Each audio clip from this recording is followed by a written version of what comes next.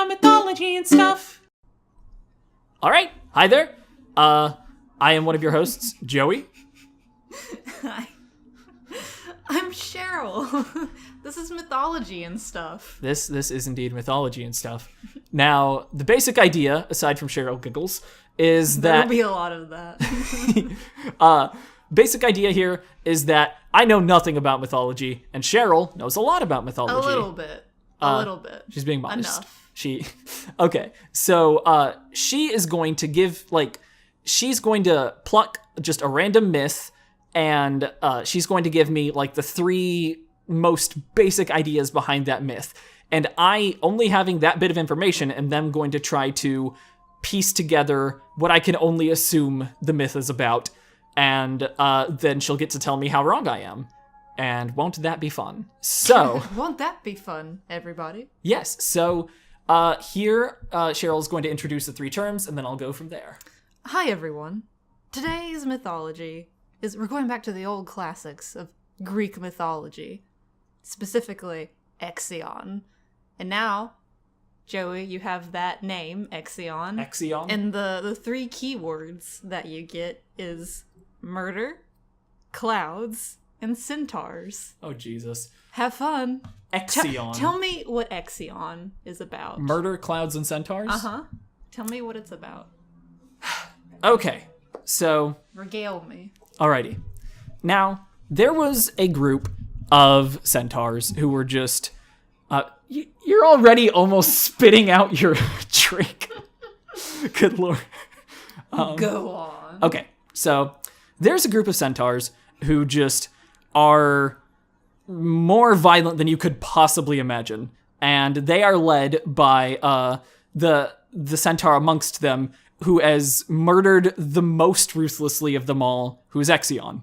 Now, Ixion has just decided that the centaurs need to prove their dominance over absolutely every facet of the surrounding terrain by murdering it. And some of these things aren't alive, and so, that being said, they've been pretty, rocks. They're like, okay, we need to prove our dominance over rocks, and they just bash them into dust, and they're like, we feel pretty accomplished. We feel like we've done that pretty well. We're clearly dominant over said rock. Uh-huh. And again, it obviously went with humans and just any other creatures around. And so they were feeling pretty good about themselves. And so one day Ixion was just kind of leaning back in whatever fashion a centaur can, just kind of bending at a 90-degree angle at the waist. And as they do. As they do.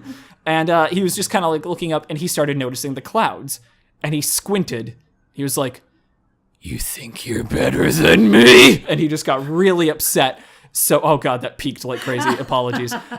So he got really angry, and he was like, "Guys, we've got to take down the fluffy sky whites." And everyone was like, "We are behind this. We are behind you, Ixion." Oh, so racist. Yeah. So they just tried all different kinds of shit. They were trying they were throwing their swords, which didn't go well. Mm-hmm. They were throwing each other, which went even worse, because they're really heavy. They were 4 feet in the air and just kind of slammed and ragdolled onto the ground. And that was pretty messy. Eventually, they decided that they would all gather in a giant circle and throw their spears straight up at the fluffy whites. And their spears soared through the air, and they thought they had won for a split second simply because they had all done such impressive spear throwing. The spears then came plummeting down and pinned them all to the ground, where they died both from blood loss and because they couldn't free themselves. They were just kind of hungry and bored. They died. Is that how we got Stonehenge? Probably. I'd believe it. Yeah, they so those centaurs that were pinned to the ground, they just kind of like dirt and sheer frustration and malice just kind of gathered on their surface. Uh-huh. And those things combined to make them just giant lumpy rocks. Do you think if you go to Stonehenge now you can hear soft whinnies of distress and anger? I know for a fact that that's what I heard when I went there. Okay. And that might have been because I brought a poorly trained dog.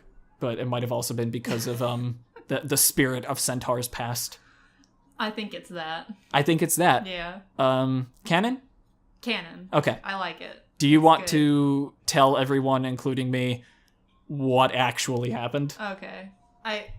Here you are, my friend. I will go ahead and say I prefer Joey's interpretation of the myth of Ixion far more than what actually supposedly happened, according to Greek histories. So here's what actually went down. Okay, so the tale of Ixion. First, Ixion, who is a god of sorts, he kills his father-in-law, which is no good. Okay. And Zeus, being Zeus, says, well, who hasn't killed a father-in-law? I mean, let's be real. So he's like, you know what? I take pity on poor Ixion. I'll invite him to Olympus to come hang out and be buddies. Good lord. And when Ixion gets there, he takes one look at Zeus's wife, Hera, and he's like, I gotta bang her. Like, that, I need to get some of that Hera. And Zeus hears of this little affair that may happen, and he's like, oh, I don't believe it. What has he done? Poor Ixion. I took pity on him. I don't believe what these rumors are. So he tells himself, well, I'll trick him and see if he gives in to the temptation. So he takes a cloud, and he forms it into the image of Hera. This somehow tricks Ixion into banging the cloud.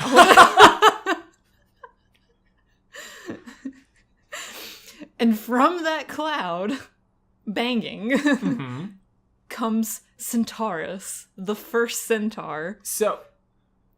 Oh, it gets better. Okay. So, Centaurus is unloved by all who see him. So he's banished to an island where he proceeds to bang all of the mares on the island and makes the first tribe of centaurs. And that is the tale of Ixion. That first part. For his wanting to do his wife, Zeus says, well, no going back now, Ixion.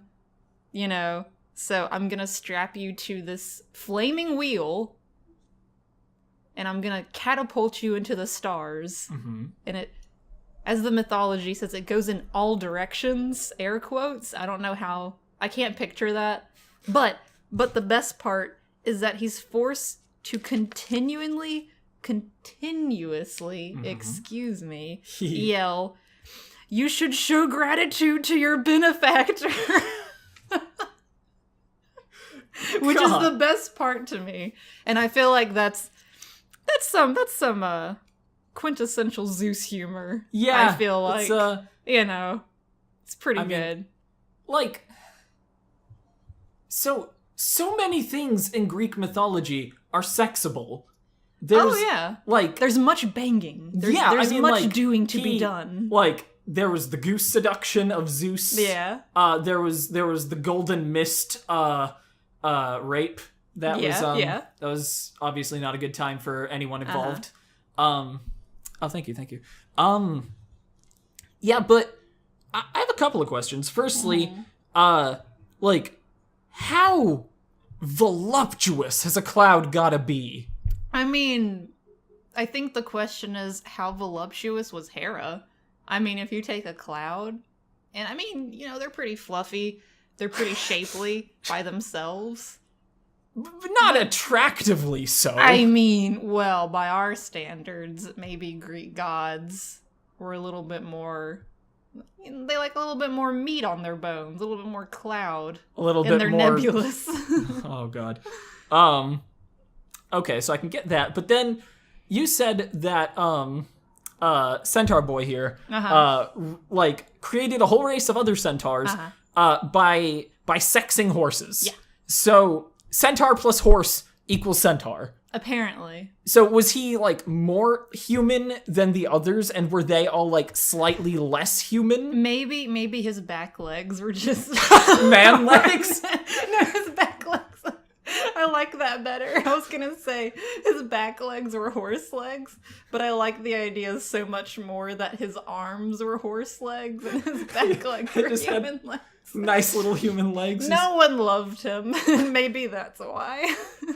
Maybe it wasn't even. Maybe it was like upper left and lower right were each man. Oh god. And like, so he couldn't clap or knit. Maybe we'll draw some pictures to fully illustrate what we're getting at here. Maybe we don't want to. I don't know. I don't know. I feel we'll like see. maybe we shouldn't lest Zeus strap us to a flaming wheel and throw us into the heavens where we must forever yell. You should show gratitude to your benefactor. Yeah. So I think I'm just about done here if you are. Well, do you want to wrap up and say what you think the lesson was of this mythology? Well, I feel like the lesson here was pretty clear, and it was respect your benefactors. I guess. So I guess. I mean, guys, be careful. Respect the absolute shit out of your benefactors. I do believe that is the note that we're about to sign off on. So, thank you, Sharon. Thank you, Joey. It was a pleasure. Thanks. It was quite a story. Yeah. I'm glad we could solve the mystery of Stonehenge together. Mm-hmm. So, if anybody is willing to go to Stonehenge and record some of the tortured whinnies of centaurs long past, we will possibly acknowledge it. So that's some pretty something to go after. We'll put it on Wikipedia. Yes. Official. All right. Goodbye, everybody. Goodbye. Ah, boy. Oh. Centaurs.